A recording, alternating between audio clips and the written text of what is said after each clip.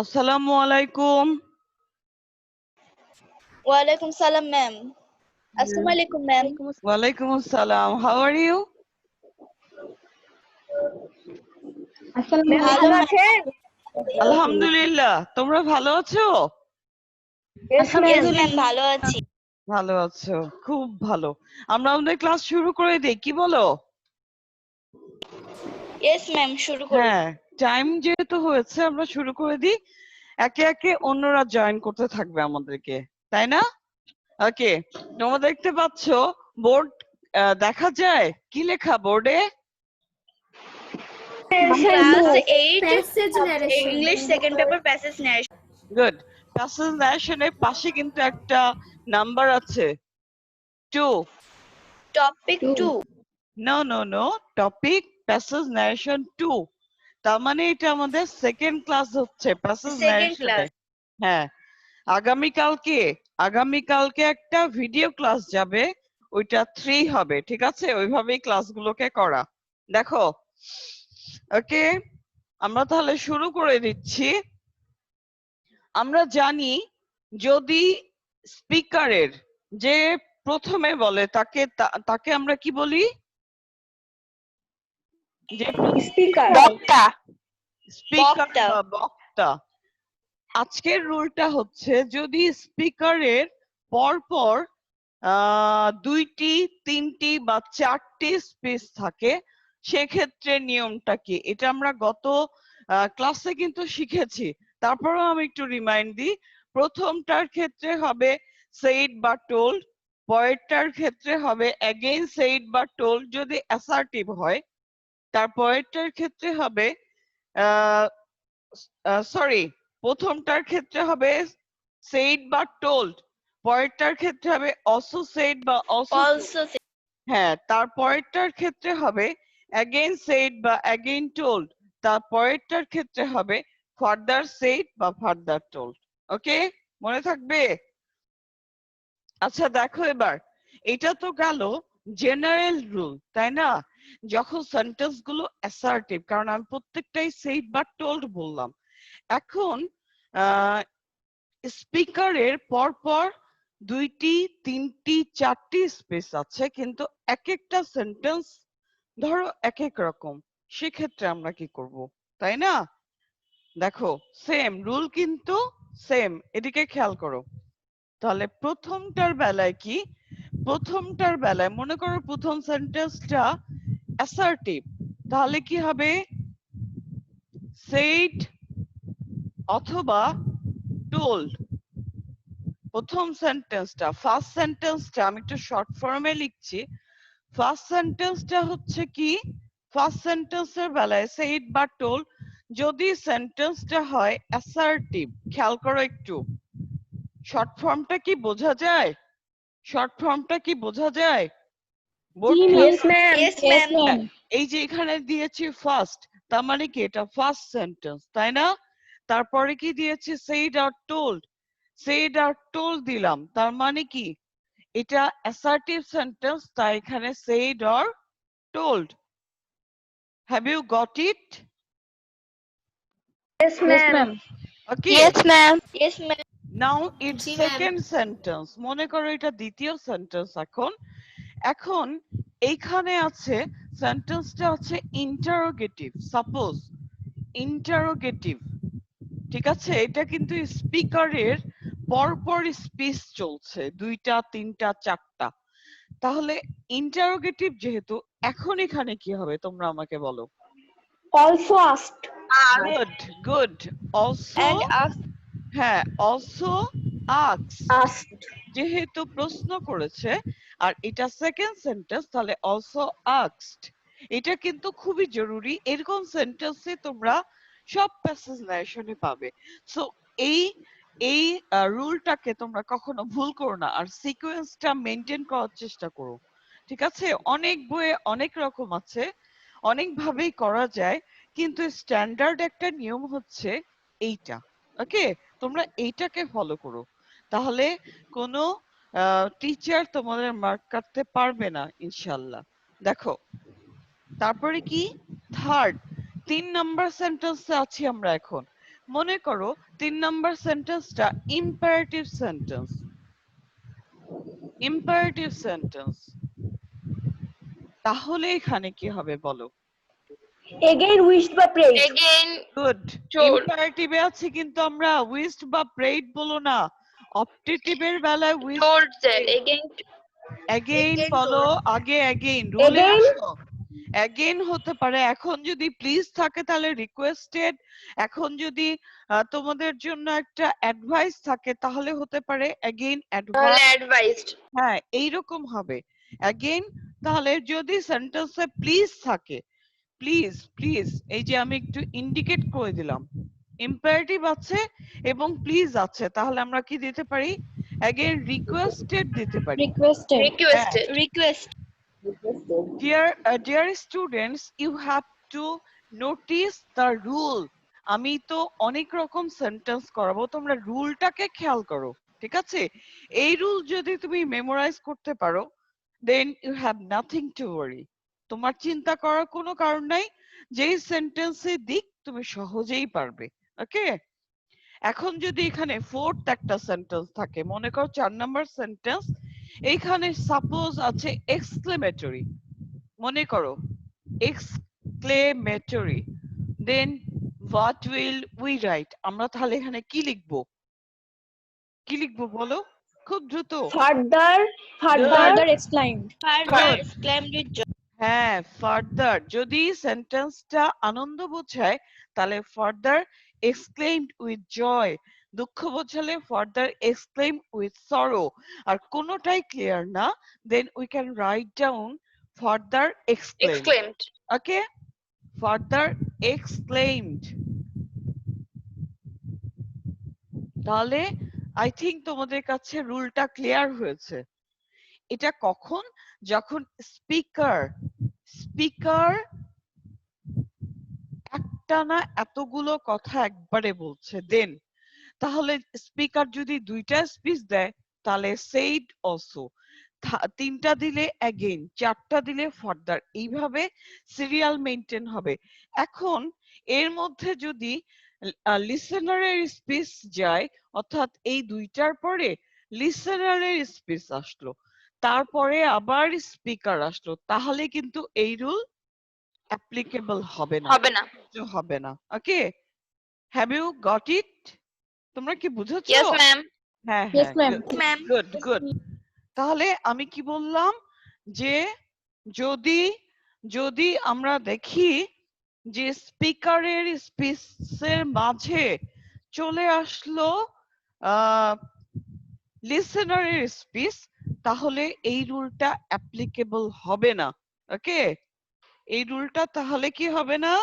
Applicable হবে না, একটু খেয়াল করতে হবে। ওকে ডিয়ার লার্নার্স, তাহলে আমরা এখন কিসে আছি? এখন কিসে আছি বলো? রুলে আছি কিন্তু। Passage narration. হ্যাঁ, এখন আমরা রুলে যাচ্ছি এবং আমরা সেন্টেন্সের উদাহরণে যাচ্ছি। দেখো একটু খেয়াল করে শুনে লিখতে হবে খুব দ্রুত। The man said to me,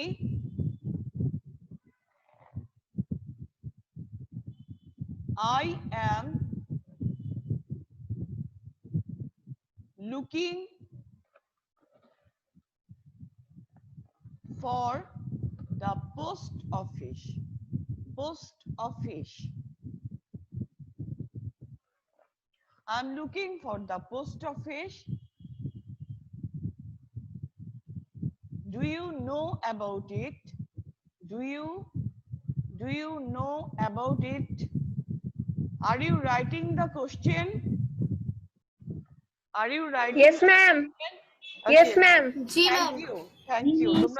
তোমরা কি শিখছো? It must be noted on your notebook. Okay? তোমাদের অবশ্যই নোটবুকে এটা থাকা দরকার। Do you know about it?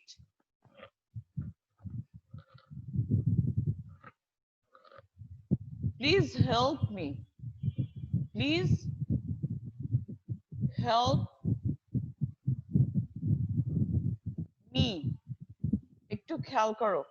তাহলে এখানে কি হলো, এখানে আমরা দেখতে পাচ্ছি speaker, the man is speaker here and me is listener here.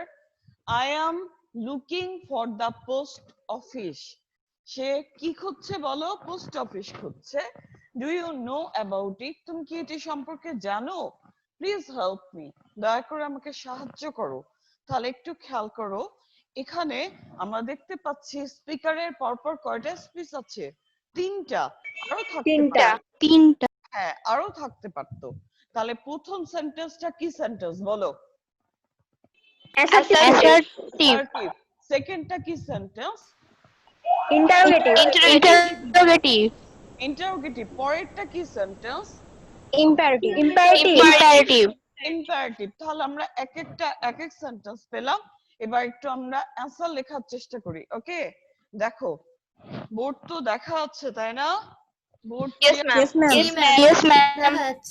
ওকে, একটু এরকম করে দিলাম যাতে তোমরা নিচের অংশটাও একটু দেখতে পাও, নিচের অংশটাও কাজে লাগবে।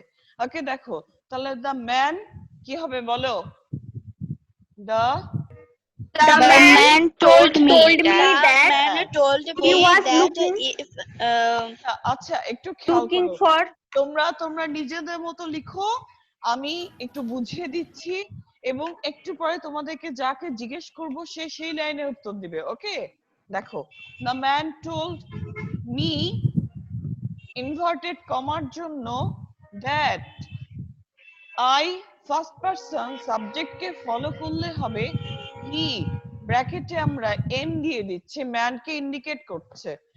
এম, তাহলে এম ইজ আর থাকলে ওয়াজার, হি ওয়াজ, তারপরে কি looking লুকিং ফর দ্য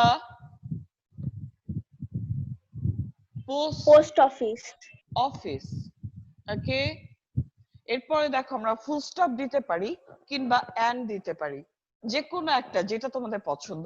তোমরা যদি ফুল স্টপ দাও তাহলে তোমাদেরকে স্পিকারকে আবার নিতে হবে, আর যদি তোমরা এন্ড দাও তাহলে এন্ড অলসো দিলেই হবে। এন্ড অলসো সাবজেক্ট না দিলেও চলে, যেটা তোমাদের ইচ্ছে। আচ্ছা, আমি যদি এখন ফুল স্টপ দিয়ে ফেলেছি, ফুল স্টপ দিয়েছি, তাহলে আমি এখানে হি আবার দিলাম। হি মানে দ্য ম্যানকে ইন্ডিকেট করছি, ম্যান ইজ নাউন হিয়ার। কিন্তু যখন তোমরা ম্যানের জন্য আবারও কিছু লিখবে, then you have to write down the pronoun.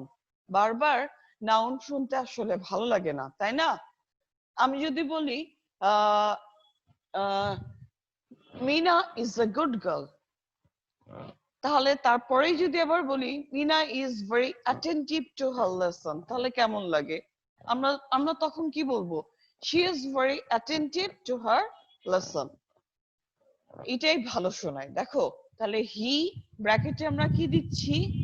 M, হি, তারপরে কি অলসো, কারণ এইটা second sentence. Can you hear me everyone?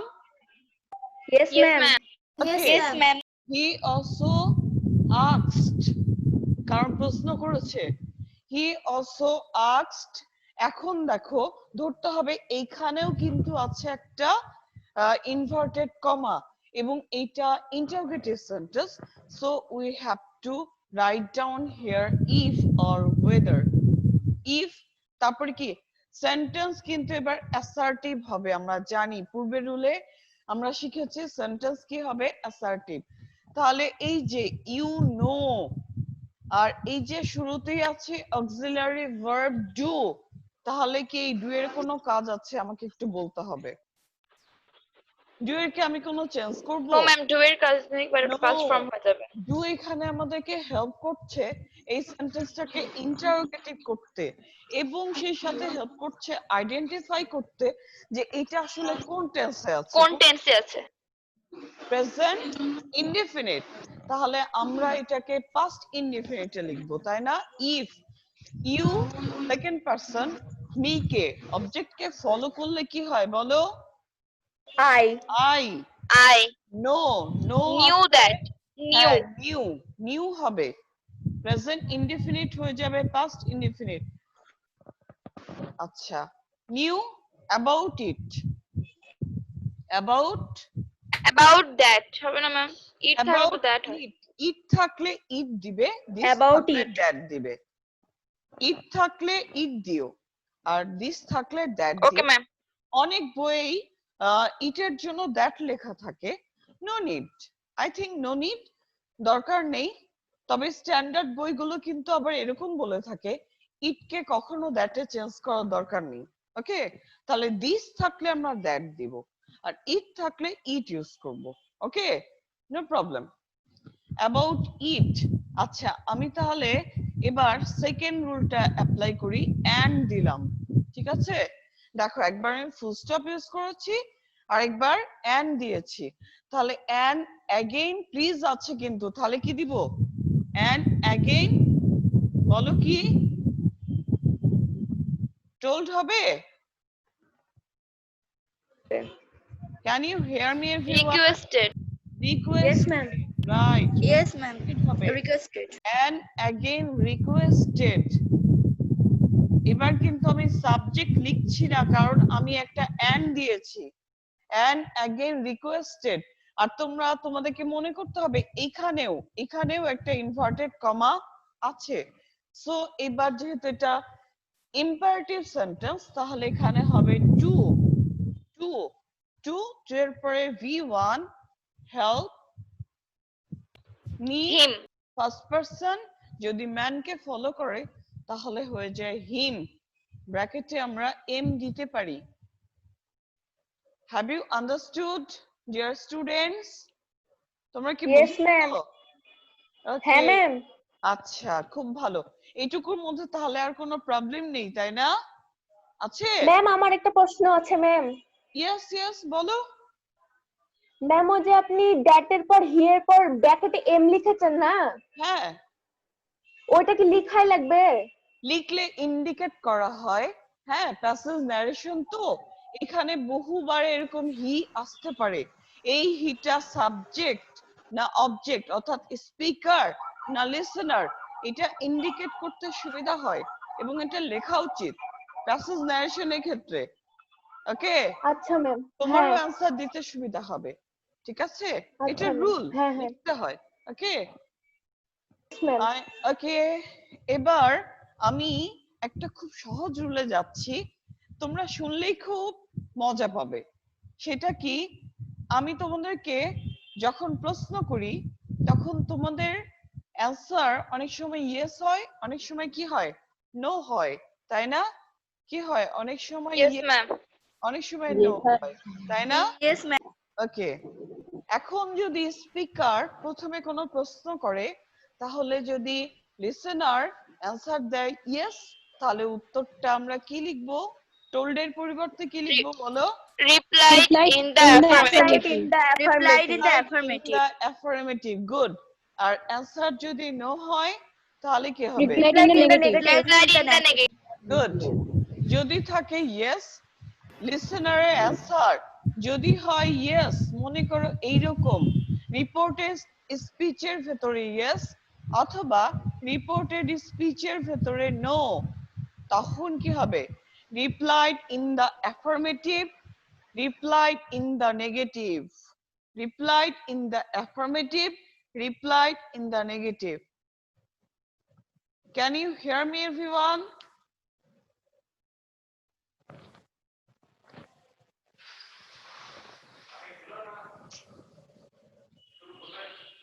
শেষ হবে।